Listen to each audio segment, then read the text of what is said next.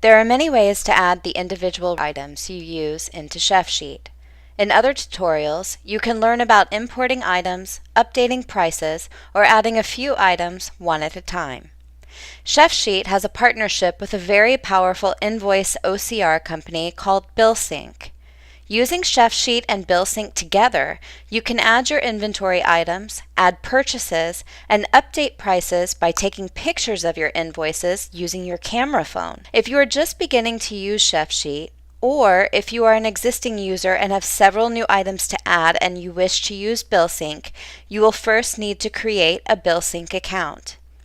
billSync offers a 15-day free trial for Chefsheet users, which will allow you to add your items from your invoices using billSync at no charge. After the free period, billSync charges about $1.50 per day for full users, which includes reading all of your invoices into Chefsheet as well as QuickBooks and many other very cool features. To create your free account, visit www.bill-sync.com. Once you have created a billSync account and are logged in, click the gear icon and then Apps. Connect billSync to Chefsheet using the email address you use when logging into Chefsheet. Use the billSync mobile app or other connections to capture your invoice data. It takes billSync roughly 2 hours to process your invoice and send them to Chefsheet. Once your information is ready to import, you will see a notification of the number of items ready to import below the billSync button found on the inventory sheet view. To begin importing, click the billSync button. You will now see all of your items arranged by invoice. Here, you can see the invoice number and the vendor name as reported by billSync. You can scroll down to see additional invoices. Note, there are 2 general ways you may import invoice information. You may want to import items so you can count these items in inventory or use them in recipes later, or you may want to import the purchase data for your existing item. To create new items, you must tell Chefsheet some of the parameters that are not captured by billSync. You apply the room, category, unit, and vendor for the new items in bulk. To select all the items from an invoice to edit at the same time, press Select All.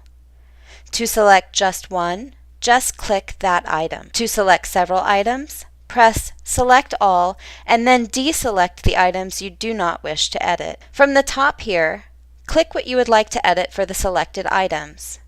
The sidebar will open where you can search your existing categories, rooms, and vendors. Note that the vendor information coming from billSync may not match your existing vendors in Chefsheet. So even if the invoice reads Cisco Los Angeles, you still may need to match this to Cisco in Chefsheet. You may choose not to set the room field.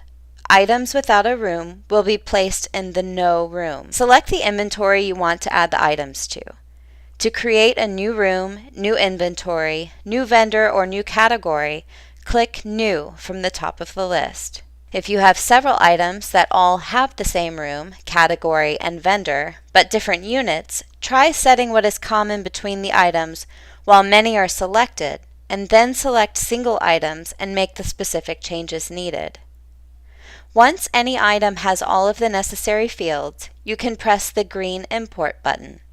The data will be imported and the item will vanish from the billSync screen. If you are adding purchase information into Chefsheet for existing items, but the items have different names, set the inventory sheet name first.